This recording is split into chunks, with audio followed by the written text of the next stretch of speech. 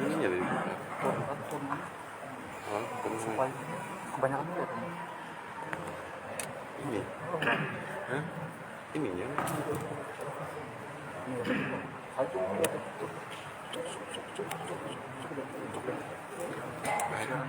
minuman juga.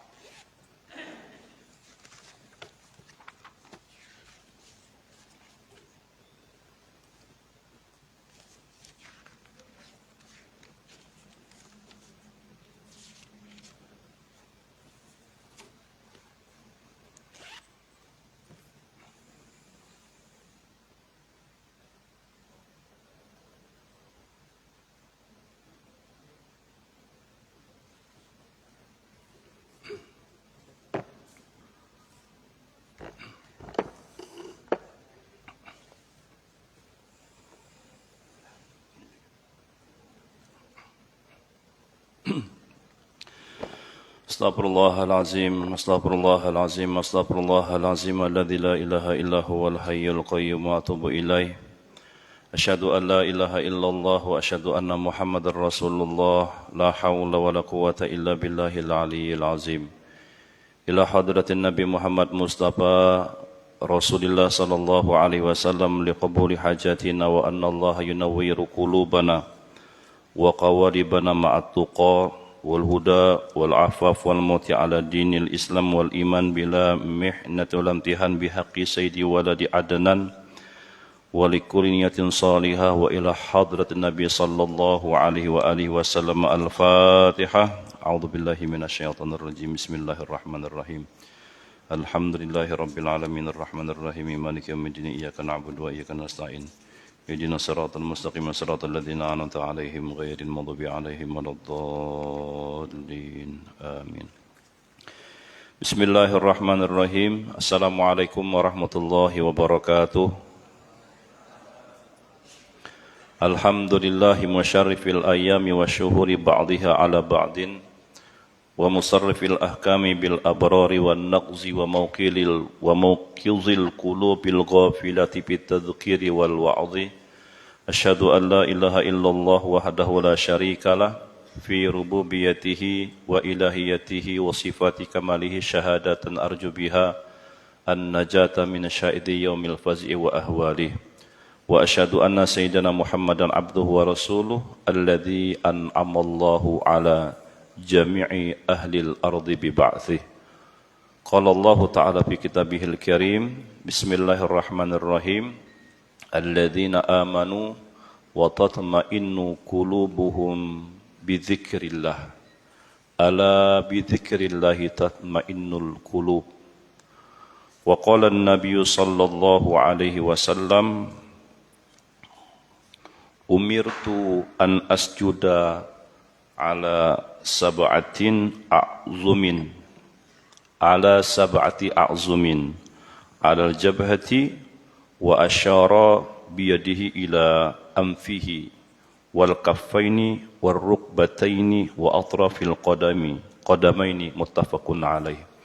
Sadaqallahul azim, sadaqan nabiyul karim, nahnu ala dhalika minasyahidin wa syakirin. Alhamdulillahirabbil alamin. Puji syukur kepada Allah Subhanahu wa taala, selawat serta salam senantiasa tercurahkan kepada pribadi mulia baginda Nabi besar kita Muhammad sallallahu alaihi wasallam.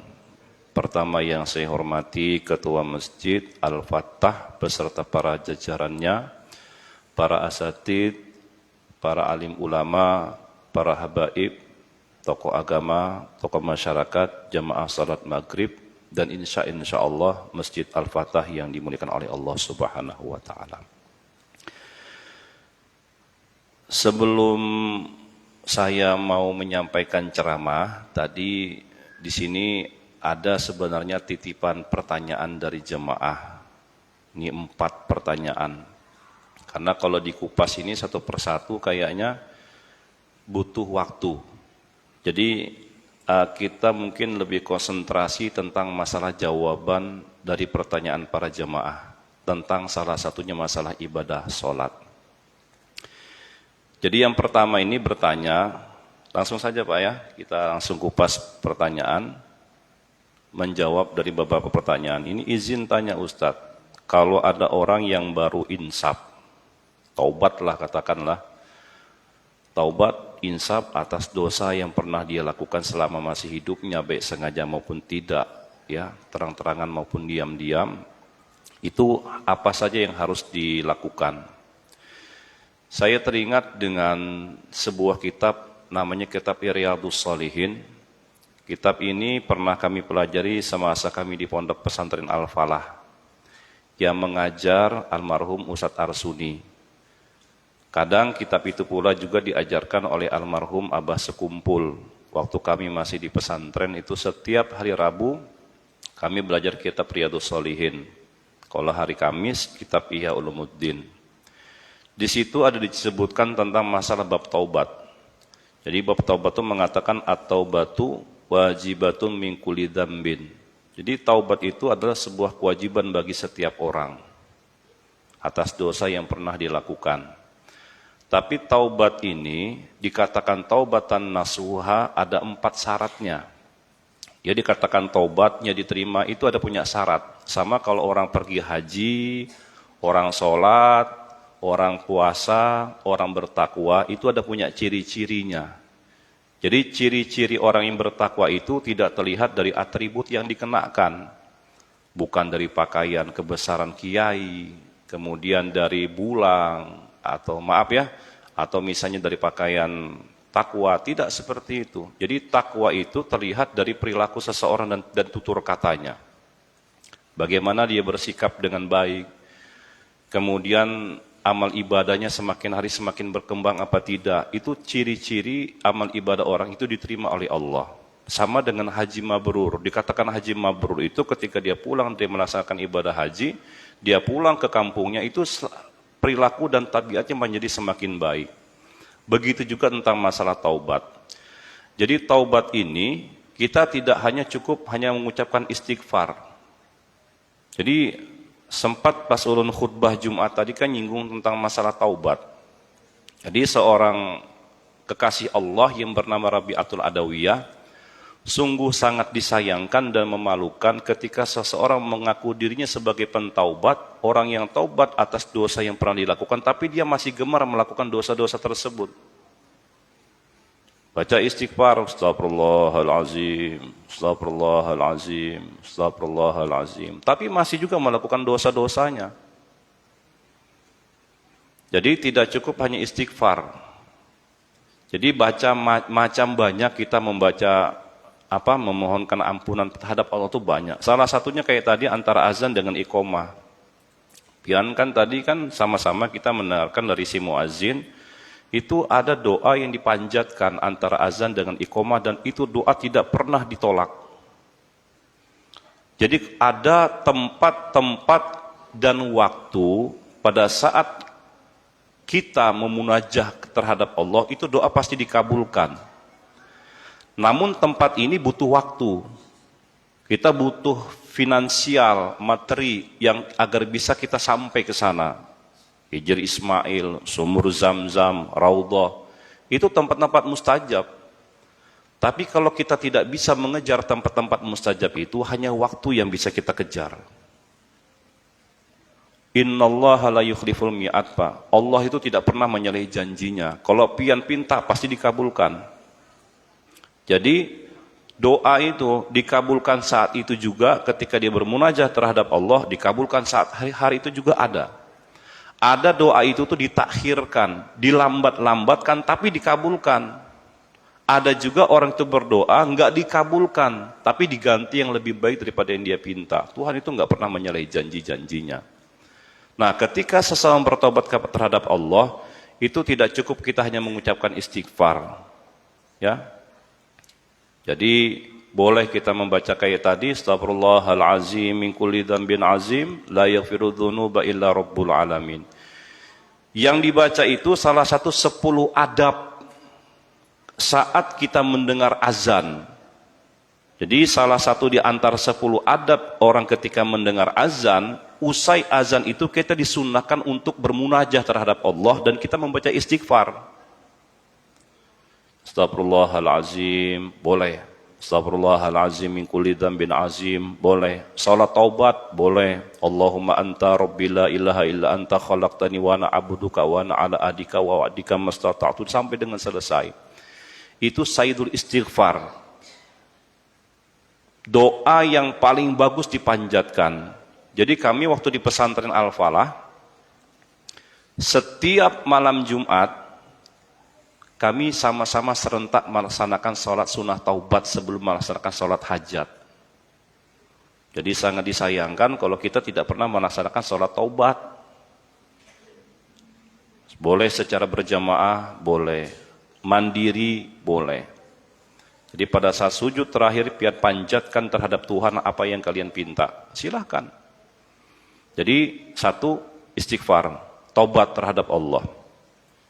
Jadi itu Pak ya, yang bertanya. Yang kedua apa? Menyesali perbuatan yang pernah dilakukan. Jangan nyanyat. Merasa nyaman berbuat dosa, istighfar, lalu besok ketagihan. Apalagi anak-anak muda nih ya, sudah jelas itu pemerintah berusaha sedemikian rupa untuk mencegal link-link situs-situs yang berbau porno. Ini tingkat anak remaja itu paling tinggi sudah menonton film-film itu. Ternyata apa? Dia punya cara lain lagi. Download lagi aplikasi VPN. Itu Pak. Makanya di situ di dalam surah Al-Jasiyah ayat 123, lupa ayat berapa, cuma surah Al-Jasiyah. Allah mengatakan apa? Bismillahirrahmanirrahim. Afara'aita man ittakhadha ilahahu hawa. Jadi ketika Allah berbicara dengan Nabi Muhammad melalui perantara malaikat Jibril, yang artinya wahai Muhammad Rasulullah, coba kau perhatikan ketika mereka menjadikan hawa nafsunya itu sebagai Tuhannya. Jadi ini punya asbabun nuzul. Abu Jahal paman Nabi, tahu kalau Abu Jahal itu paman Nabi. Dia sebenarnya mengakui dan mempercayai risalah Nabi Muhammad. Tapi karena dia memperturutkan hawa nafsunya, karena kesombongannya, karena keangkuhannya, dia bersumpah demi Lata dan Uzza, kata si Abu Jahal, saya tidak akan pernah mengikuti risalah Nabi Muhammad sampai dengan selama-lamanya. Ini digambarkan, Allah menggambarkan bahwa ilah itu adalah hawa nafsu itu sebagai Tuhan. Ulun kupas sedikit lah, biar kita paham tentang ilah. Ilah ini apa? Ilah ini Tuhan Pak. Tuhan dalam bahasa Arab itu macam-macam. Ada Rabbun, ada Malik, ada ilah. Tapi pada saat dia mengucapkan zikir, la ilaha illallah. Tadi Tuhan bahasa Arabnya bisa Rabbun. Kenapa pian tidak mengucapkan zikir dengan kalimat la Rabba illallah? Tiada Tuhan selain Allah juga maknanya. Tapi kita menggunakan kata-kata ilah. Kadang bahasa Arab Tuhan itu Malik atau Malik. Maliki yaumiddin, yang meraja, yang menguasai, itu Tuhan juga dalam bahasa Arab. Kenapa pada saat kita mengucapkan syahadat bukan mengucapkan la malika illallah, tapi la ilaha illallah. Beda dengan bahasa Indonesia. Kalau Tuhan ya Tuhan. Tuhan itu ambilan bahasa Sanskerta. Antara U dan A itu dibubuhi kata-kata H. Awalnya Tuan menjadi Tuhan. Untuk membedakan antara khalik dengan makhluk. Itu di Wikipedia ada Pak. Nah sekarang kita kupas Malik, Rabbun dan Ilah. Tadi Ustadz Abi itu membaca Astagfirullahalazim min kulli dzambin azim la yaghfiru dzunuba illa. Kenapa enggak ilaha Rabbal alamin, ilahal alamin, tapi Rabbal alamin. Rob ini Pak, Tuhan yang menjadikan, yang menciptakan, yang mengatur. dan kata-kata Rob itu selalu identik dengan kata kerja. Ulang. Rob itu identik dengan kata kerja, Pak. Contoh, Iqra bismi rabbikal ladzi khalaqa. Apa artinya? Bacalah dengan menyebut nama Tuhanmu yang Maha menciptakan. Kata kerjanya di sana di mana? Khalaqa. Uniknya dalam kata-kata Iqra ini, Pak, ini orang pesantren pasti paham, ada kata kerja muta'addi dengan lazim dalam istilah fi'il madi atau fi'il mudhari atau kata kerja. Muta'addi itu membutuhkan kepada objek atau membutuhkan kepada sasaran atau maf'ul bih orang bilang-bilang. Contoh, Nurdin membaca Al-Quran. Quran jadi objek. Nurdin duduk, tapi nggak ada objeknya. Kata kerja juga. Nah, uniknya kata-kata Iqra ini, Allah mengatakan Iqra bismi rabbikal ladzi khalaq, bacalah dengan menyebut nama Tuhanmu yang Maha menciptakan. Allah tidak menyebutkan yang dibaca itu apa. Nggak ada, Pak. Para ulama menafsirkan ayat ini bahwa yang dibaca itu tidak ada batasnya. Yang dulu tidak ada, sekarang sudah dipelajari. Yang dulu belum dipahami, sekarang sudah dipelajari. Itu kata-kata Iqra, Pak. Maknanya lebih luas daripada kalimat-kalimat yang lain. Iqra. Rabbikal ladzi khalaq, kita kembali ke asal. Rob ini adalah yang menciptakan. Nah, Rob ada kata kerja, dan kata-kata Rob kurang pas untuk dijadikan sebuah syahadat dalam zikir kita. Ada lagi kata-kata Malik. Malik ini juga Tuhan. Maliki yaumiddin atau Malikin nas. Jangan tersalah-salah membaca, Pak. Yang panjang dibaca pendek, pendek dibaca panjang. Alhamdulillahi rabbil alamin, Ar-Rahmanir Rahim, Maliki yaumiddin. Baca panjang. Jangan An-Nas dibaca panjang juga. Qul a'udzu birabbin nas, Malikin nas. Itu salah. Yang benar adalah Malikin nas. Dan kata-kata Malik juga tidak disandarkan kepada kata-kata dalam syahadat zikir kita. Paham, Pak lah? Nah, ilah ini adalah sesuatu yang disembah dengan sebenarnya atau dengan tidak sebenarnya, maka itu jadikan sebagai Tuhannya. Termasuk dengan hawa nafsu tadi. Ketika seseorang tunduk dan patuh terhadap hawa nafsunya, maka dia jadikan hawa nafsunya itu sebagai Tuhannya. Dalam surah Al-Jathiyah, afara'aita man ittakhadha ilahahu hawahu. Kau perhatikan kata Allah berbicara dengan Nabi Muhammad, ketika seseorang menjadikan hawa nafsunya itu sebagai Tuhannya. Artinya apa? Seseorang ketika tunduk dan patuh terhadap hawa nafsu matanya, melihat sesuatu yang tidak dihalalkan, maka dijadikan mata itu sebagai Tuhannya. Ketika seseorang tunduk dan patuh terhadap telinganya, terhadap mulutnya, terhadap hidungnya, terhadap hatinya, tangan, kemaluan, sampai dengan kakinya, maka dijadikan hawa nafsu itu sebagai Tuhannya. Maka kata-kata ilah itu lebih umum ketimbang kata-kata Rabbun dan kalimat Malik.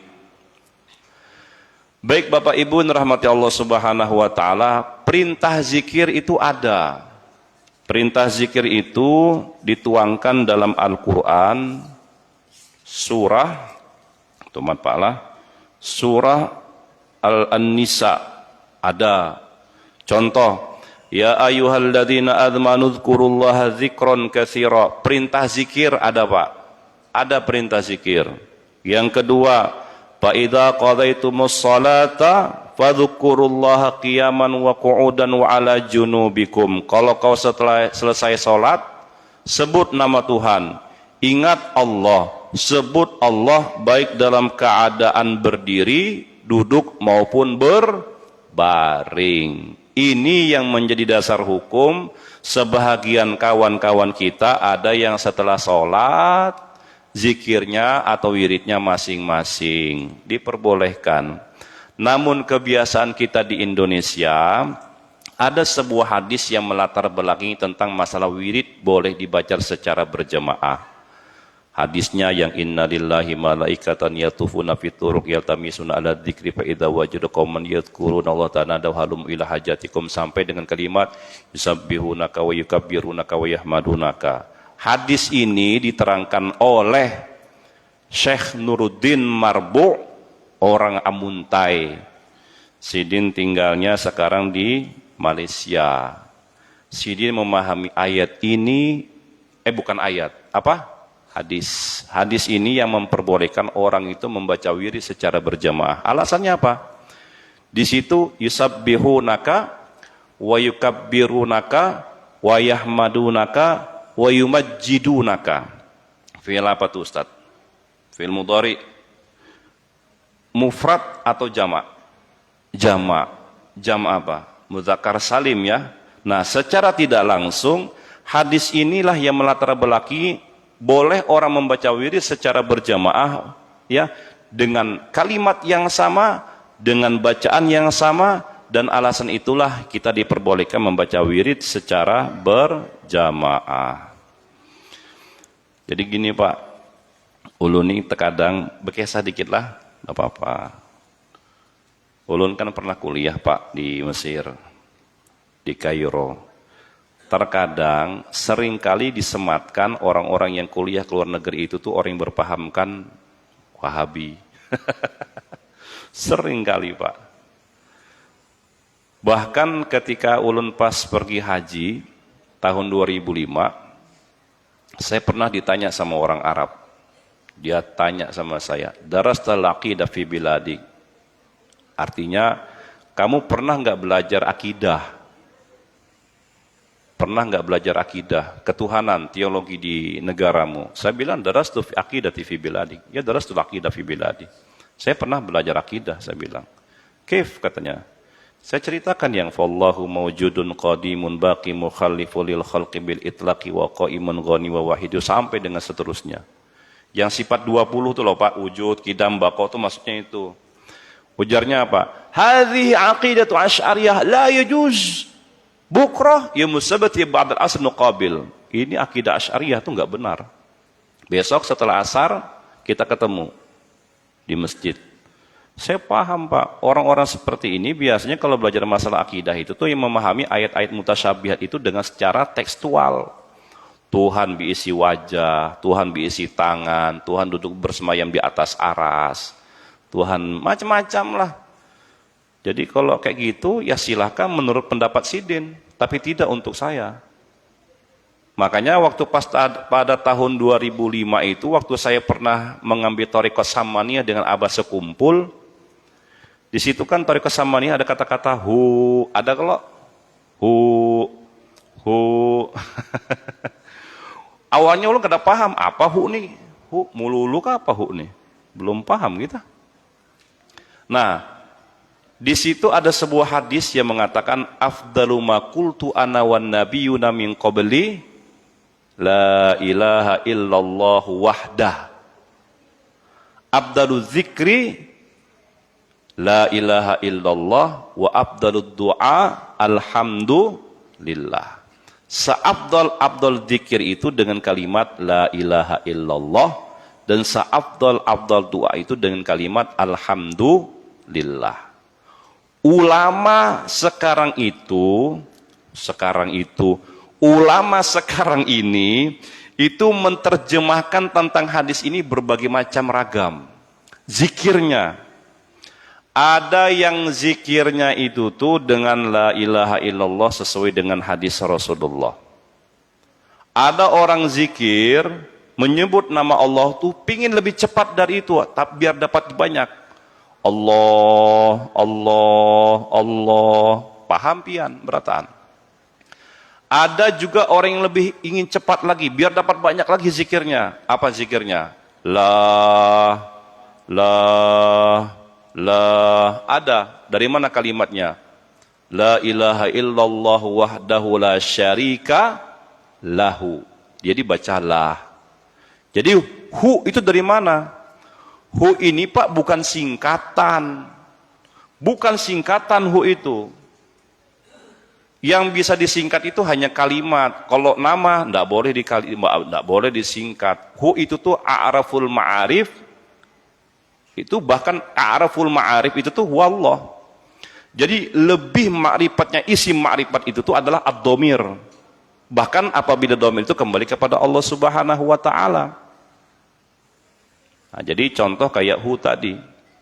Kita nih Pak sering kali Pak menyingkat-nyingkat. Nama aja sering kali disingkat. Nurdin, Din. Muhammad, Umat.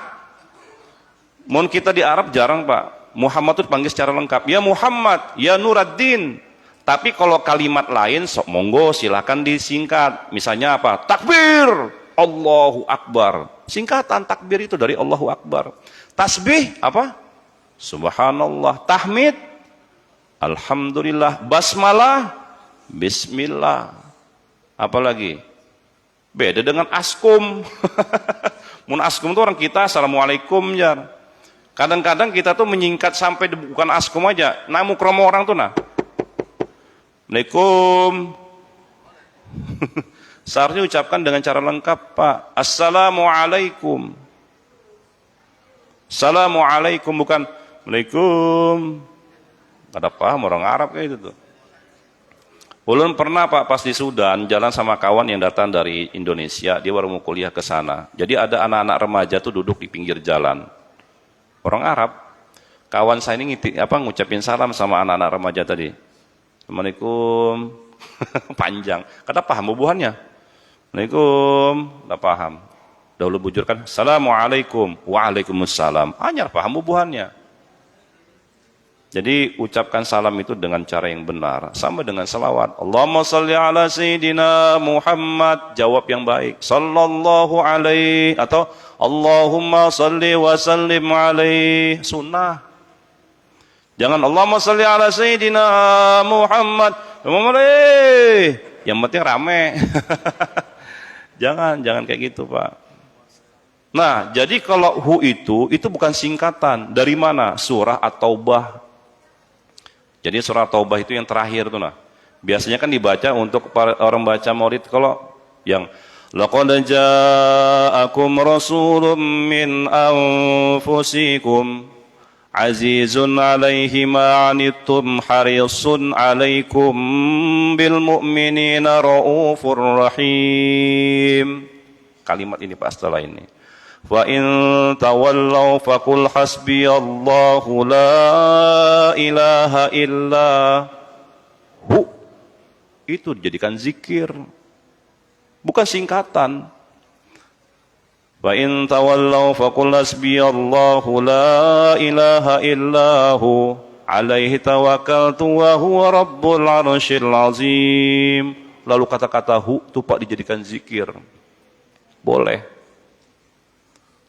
Tapi kalau gerakan, kadang dia bertanya lagi, Ustaz, gerak boleh kalau orang berzikir bergerak? Boleh, monggo silahkan. Pian zikir, la ilaha illallah, la ilaha illallah. Boleh, tapi dengan gerakan yang sewajarnya. Jangan berkuntau. Ada tuh orang zikir berkuntau. Ada Pak. Jadi gerakan yang sewajarnya. Karena tuh refleks Pak. Orang zikir tuh refleks lo, gerakan kepala kan? Refleks, la ilaha illallah, la ilaha illallah itu biasa Pak, itu refleks. Sama kayak pian nonton bola. Kemarin tanggal 27 Jumadil awal Pak, ulun lupa tanggal berapa Masehinya itu tuh pas yang kita main di leg kedua yang kalah dengan Thailand itu. Ada kalau kita nonton bola kan, kalah ya. Awal kali kita menang gol pertama, ujung-ujung 4-2. 4-2 kan 4 sama? Lupa ulun. Nah, coba lah orang nonton bola Pak, ulun ngasihkan ilustrasi, gambaran ke pian. Pian nonton bola kemarin pas pertama kali bola masuk ke gawang itu, ke gawang musuh, kalau orang kita kan yang masukkan. Pas masuk, histeris nggak orang-orang kita? Senang kalau gol, senang, ya kan? Coba misalnya pian pas bola tuh masuk, pian jangan bergerak, jangan berpander, diam aja. Kadang nyaman. Sama dengan zikir. Jadi orang zikir itu kalau misalnya menggerakkan kepala tuh monggo silahkan, tapi ada batasan-batasannya. Kami kalau di Thariqat Samaniyah itu Pak ada punya acara dengan Naksabandiyah. Makanya kalau zikir itu kan ada 4 kalimat. Kalau itu ke pusat Pak, ilaha tuh ke kanan, ilah tuh ke atas, Allah dihujamkan ke tungkai jantung. Hati, jadi hati itu bahasa Arabnya kolbun Pak. Ambilan kalimat dari qalaba yaklibu yang suka berbolak-balik. Kadang minta puji, kadang ria, kadang sombong, kadang emosi, kadang sabar, kadang iman naik, kadang iman turun. Letaknya tuh 2 jari di bawah susu sebelah kiri kita. Jadi biar hati kita tetap dalam keimanan, hujamkan di tungkai jantung kolbu kita tuh dengan kalimat Allah. La ilaha illallah, la ilaha illallah. Jadi hati itu bersih Pak, nyaman. Tapi dengan gerakan sewajarnya. Orang zikir kayak gitu Pak, la itu ke bawah, pusat, ilaha itu ke kanan, ilah ke atas, Allah dihujamkan ke jantung hati. Itu kadang orang bergerak itu seperti itu, makna thariqatnya. Jadi thariqat itu jalan batin mendekatkan diri kita terhadap Tuhan. Jalan batin kita mendekatkan diri kita kepada Allah. Cuma ada thariqat terbagi 2, ada thariqat umum, ada thariqat khusus. Kalau thariqat umum itu ibadah lain, pian puasa Senin Kemis itu thariqah, cara dekat pian terhadap Tuhan. Salat sunnah, salat wajib, qiyamul lail, duha, witir, baca Quran, puasa, itu termasuk thariqah juga. Tapi ada thariqat khusus. Nah, thariqat khusus ini nih itu perlu guru-guru yang betul-betul paham mengajarkan masalah ini. Berhati-hati dengan beramalan Pak, hati-hati beramalan. Jangan sampai amal ini yang dibaca kada tahu sumber hukumnya. Contoh, nur buah. Allahumma di sultanil azim wadil manil qadim wadil wajhil karim sampai dengan selesai. Ujung-ujungnya apa? Biisi khadam. Tuh Pak. Ada juga orang beramalan biar rumah ini ketika dimasuki maling pada saat masuk ke dalam rumah kada bisa melihat, kada bisa berpander, kada bisa bicara, nggak bisa bergerak, nggak bisa mendengar. Lalu diambil kalimat dari sumun. Ada kalau sumun, bukmun, umyun fahum, la yubsirun. Sumun, bukmun, umyun fahum, la yasmaun. Sumun, bukmun, umyun fahum, la yatakallamun. Sumun, bukmun, umyun fahum, la yataharrakun. Summun, bukmun, umyun fahum, la. Itu kalau maling masuk ke dalam rumah tuh maling kada bisa bergerak, berpander kada bisa, bicara ndak bisa, melihat ndak bisa, dengar ndak bisa. Tuli itu pang saliwang bubuhannya. Kada bisa bergerak, tapi resikonya anak yang jadi sasaran kena sanksinya. Kalau nggak buta, tuli atau bisu. Tuh berhati-hati masalah beramalan. Jadi kalau beramalan ya boleh kayak misalnya maksurat, ratibul haddad, ratibul atos, wirdul latib, hizib itu boleh, ada kesunahannya. Kan di sana ada kalimat bismillahilladzi la yadurru ma'asmihi syai'un fil ardi wala fis sama, ada a'udzu bikalimatil tammati minasyarri ma khalaq. Jadi jelas mun kita beramalan. Itu Pak ya, jelas sudah tentang masalah zikir. Kembali awal, taubat. Jadi taubat itu tidak hanya sekedar cukup mengucapkan zikir, pian sesali dengan perbuatan yang pernah dilakukan. Dan yang ketiga, berniat untuk tidak mengulangi lagi dosa-dosa yang pernah kita lakukan. Nah itu Pak. Dan terakhir, kalau ada terkait tentang masalah hutang piutang, punya hubungan dengan manusia, pernah berbuat kesalahan dengan seseorang, kita harus minta halalnya, kita minta ridhonya. Orangnya sarik, Ustaz, kami minta maaf, nya kada terima, tetap hak sabar, besok datangi lagi, bawa nasi kuning. Kayak itu Pak. Karena misalnya orangnya masih sarik, Ustaz, ini kan sampai dengan 3 kali pian sudah minta maaf, lepas dah tanggung jawab pian. Kita tetap, yang penting kita ada upaya lah Pak, upaya untuk kita minta maaf dengan seseorang. Sedikit cerita Pak, sebenarnya ada 3 lagi pembahasan. Ulun kupas yang kita maklumi saja. Ulun teringat dengan almarhum Abah Sekumpul. Sidin pernah memadahi kami waktu pas pengajian. Nang, Jasidin, bubuhan ikamlah, jangan tidur sebelum menghatamkan Al-Quran. Yang pertama. Yang kedua, sebelum tidur, jangan tidur sebelum melaksanakan ibadah tawaf. Bila kita guring pala. Yang ketiga, Jasidin, jangan ikam tidur, Jasidin, sebelum berziarah ke makam Rasulullah. Ada 4. Yang keempat, sebelum kalian tidur, ini yang terpenting kaitan dengan masalah taubat. Jangan tidur sebelum minta maaf kepada seluruh umat muslim yang ada di permukaan bumi. 4 macam Pak, bila kita guring. Ternyata Jasidin apa? Pertama, Jasidin, jangan tidur sebelum menghatamkan Quran, baca surah Al-Ikhlas sebanyak 3 kali. Sama dengan orang menghatamkan Quran. Jadi itu Pak saya lakukan dalam hari-hari saya pernah mimpi almarhum bapak saya sendiri. Saya berniat, saya nanti kalau bapak pas sudah mangkatkan, saya harus membaca surah Al-Fatihah dan Al-Ikhlas 3 kali untuk orang tua. Sampai satu ketika datang, Quran mengatakan gini loh Pak, wala taqulu lima yuqtalu fi sabilillahi amwat bal ahya walakin la tash'urun. Jangan kau bilang, kata Allah, orang yang mati di jalan Allah tuh mereka tuh bujur-bujur mati. Jangan kau bilang mereka mati. Bal ahya, mereka tuh hidup. Cuma kita tidak mengetahuinya. Lewat mimpi, ulun dipesan si Din. Ulun tuh Pak kadang waktu pas awal-awal bapak tuh meninggal tuh hampir setiap hari tuh datangi kuitan. Kadang sehari 2 kali. Kadang sampai dengan seminggu tuh beberapa kali ulun datangi. Sehari tuh kadang 2 kali. Sidin madahi ulun. Kalau kamu nggak sempat datangi Bapak Din, cukup bacakan Bapak surah Al-Ikhlas. Tuh Pak, mumpung pian masih sehat. Nah, mun kada sempat ziarah dari orang tua, kirimi sini itu doa. Nggak akan pernah terputus amal ibadah. Itu jelas kok 3 orang. Sedekah jariyah, ilmu yuntafa'u dengan wawaladun soleh.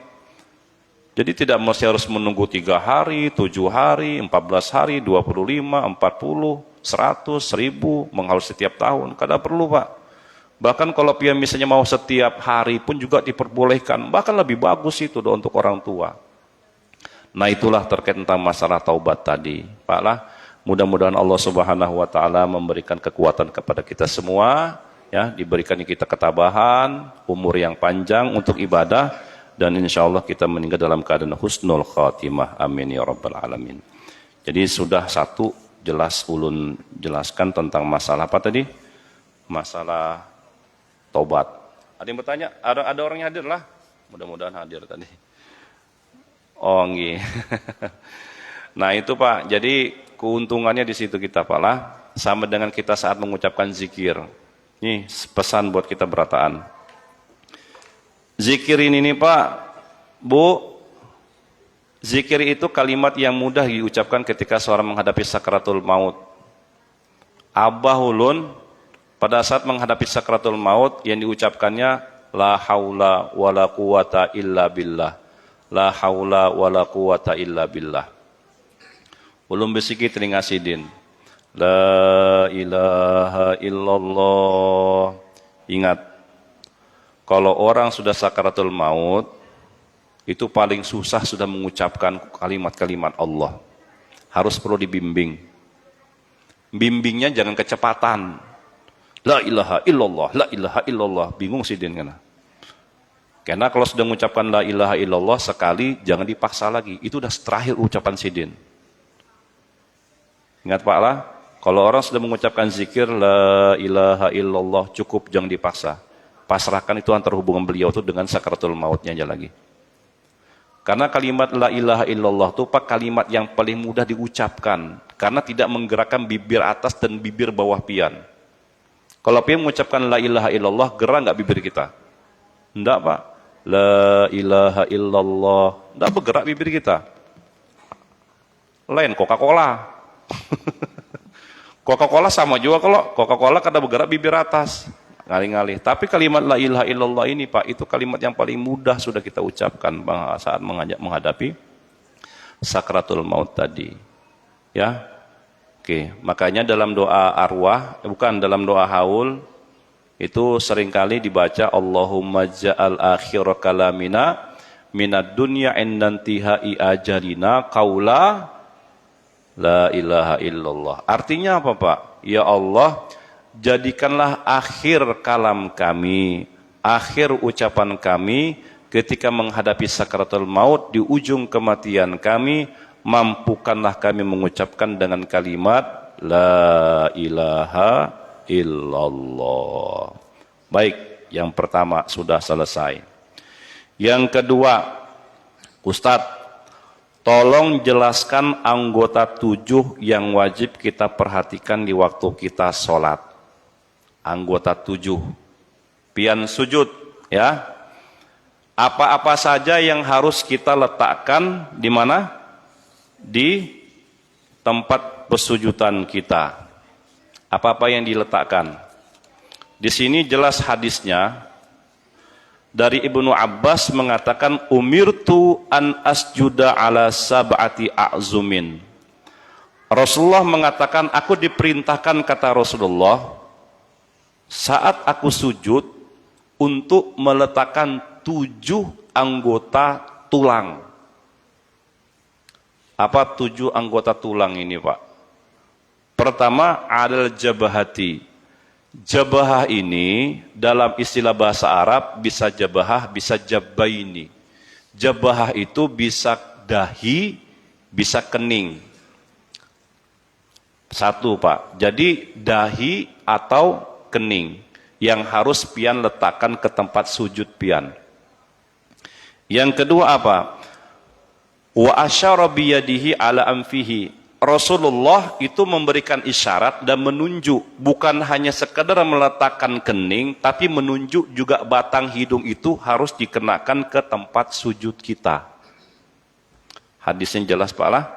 Jadi pada saat pian sholat, bukan hanya meletakkan dahi, tapi juga meletakkan juga hidung ke tempat sujud. Karena Rasul mengatakan wa asyara ila anfihi. Rasulullah menunjuk hidungnya. Wal yadaini warrukbataini. Jadi kedua telapak tangan. Kemudian apa lagi? Warrukbataini, kedua lutut kita. Kemudian wa atrafil qadamaini, dan kedua apa nih? Jari-jari kaki kita itu ditengkukkan untuk tempat pesujudan kita. Jadi 7 anggota. Hidung bukan masuk pada bagian anggota, tapi Rasulullah menghitung bahwa jidat atau kening itu bersamaan dengan hidung yang harus kita sentuhkan ke tempat lantai. Rasul mengatakan ala sabati a'zumin. Ada 7 tulang yang harus kita letakkan ke tempat sujud kita. Nah terkadang yang jadi permasalahan, bagaimana kalau pada saat kita mau sholat, awal kali kita mau iktidal menuju sujud, yang pertama kali diletakkan itu tuh telapak tangan atau lutut kita. Ya Pak lah, satu orang yang mengatakan ada kalau kita dari iktidal menuju sujud harus didulukan lutut. Ada yang mengatakan telapak tangan. Ini hadisnya mukhtalif Pak. Mukhtalif itu berbeda. Satu sisi memerintahkan kepada telapak tangan, satu sisi memerintahkan kepada lutut. Yang salah itu kalau pas mau sujud dari iktidal mendahulukan jidat duluan. Tejungkang Pak. Paham lah. Nah jadi ini hadisnya mukhtalif. Apalagi kalau sudah kita di usia 40 tahun ke atas, 50 tahun ke atas. Ada yang saraf kejepit. Ini ngalih nih. Ya kan? Ada yang batu ginjal, pinggang sakit. Kadang-kadang pada saat mau sujud ini mendahulukan apa? Tangan. Ya naiklah. Mendahulukan tangan ketimbang lutut. Nah, di sini ada hadisnya 2, ya. Pertama, ra'aitu Rasulullah idza sajada yada'u rukbatayhi qabla yadayhi. Aku melihat Rasulullah sallallahu alaihi wasallam apabila sidin sujud meletakkan kedua lututnya dulu sebelum qabla yadayhi, sebelum tangannya. Wa idza nahadha, kalau Rasulullah bangun dari sujudnya, rafa'a yadaihi, dia mengangkat tangannya dulu, baru qabla rukbataihi, sebelum lututnya. Praktek Pak lah? Boleh. Boleh belum praktek lah? Oke, itu yang pertama mengatakan bahwa sujud pertama meletakkan tangannya dulu baru, lututnya dulu baru tangannya. Ini hadis yang pertama. Nah, hadis yang kedua mengatakan idza sajada ahadukum fala yabruk kama yabrukul ba'iru wal yada' yadayhi qabla rukbatayhi. Jika salah seorang di antara kalian salat sujud, maka janganlah duduk seperti duduknya onta. Pahamlah? Maka hendaklah dia meletakkan kedua tangannya sebelum kedua lututnya. Praktek Pak lah, biar kita paham. Oh nggih. Ulun ini Pak sama sakit pinggang juga. Tadi siang habis khutbah Bapak ada sama Ustaz Abi. Ustaz, kayaknya ulun tidak bisa ngisi pengajian karena sudah berjanji dengan Dokter Boyke urologi kan, hendak periksa batu ginjal. Ya mudah-mudahan kada apa-apa. Kada apa-apa Bang Pak. Cuma kada nyaman aja pinggang. Kayak ini. Pian salat kalau kan pas dah lagi qiyam, Allahu Akbar, Subhana Rabbiyal Azim wa bihamdi. Ingat Pak, pian kalau sholat itu tangan diletakkan di lutut. Ulun ada melihat orang tuh meletakkan di sini. Mungkin karena kepanjangan tangan kalau ke sini sih. Jadi kayak ini aja Pak. Nah, agak sedikit ditengkukkan. Subhana Rabbiyal Azim wa bihamdi. Bacanya jangan cepat-cepat Pak. Subhana Rabbiyal Azim wa bihamdi. Subhana Rabbiyal Azim wa bihamdi. Subhana Rabbiyal Azim wa bihamdi. Sami'allahu liman hamidah. Rabbana lakal hamdu hamdan katsiran thayyiban mubarakan fih. Kemudian pada saat mau sujud, kedua lagi mengangkat kedua telapak tangan. Beda kalau Syiah kayak itu. Allahu Akbar. Jadi lutut duluan, kedua telapak tangan, baru letakkan dahi ke lantai bersamaan dengan hidung tadi.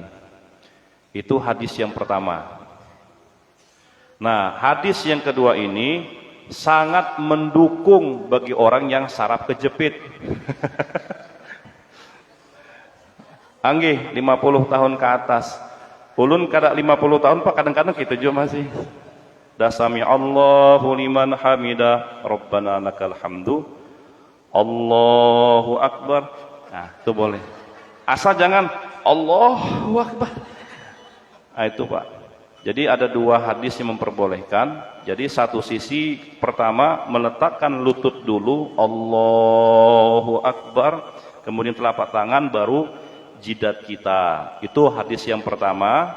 Yang kedua, boleh kita dengan meletakkan dengan telapak tangan kita dulu. Sami'allahu liman hamidah, Rabbana lakal hamdu hamdan katsiran thayyiban mubarakan fih, baru Allahu Akbar. Tangan, lutut, baru jidat dan kening kita. Hidung jangan lupa, Pak lah. Itu yang kedua.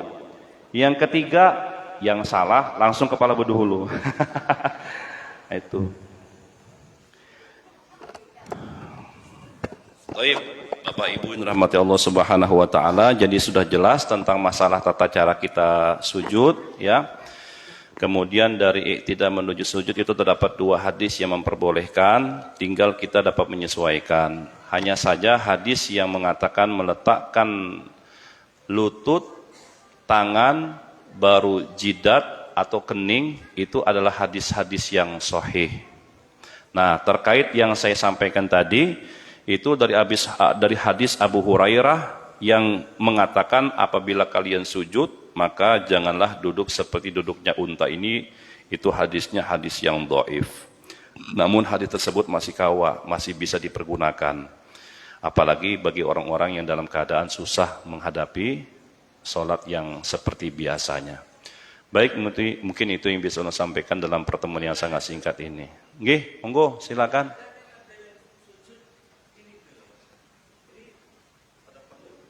Oh, nggih. Ya, lupa. Nggih, betul-betul. Jadi dalam sebuah hadis dijelaskan, Pak, ketika kita sujud, janganlah kita sujud seperti, mohon maaf ya, koyo. Bahasa yang lebih halus itu Pak saya dapatkan Pak, koyo Pak. Maksudnya guguk. Itu nah, ya seperti anjing itu maksudnya. Jadi jangan kita meletakkan lutut siku ini sejajar dengan telapak tangan kita ketika kita sujud. Itu diangkat sedikit. Oh nggih. Nggih. Ya tinggal kita insya Allah perbaiki, ya Pak. Jadi intinya kalau kita sholat, mana yang pernah melakukan pada saat sujud meletakkan siku, itu sudah menyalahi dari sabda Rasulullah, karena pernah Nabi mengatakan janganlah kalian sholat seperti duduknya anjing. Nah, seperti itu. Nggih, monggo silakan Pak.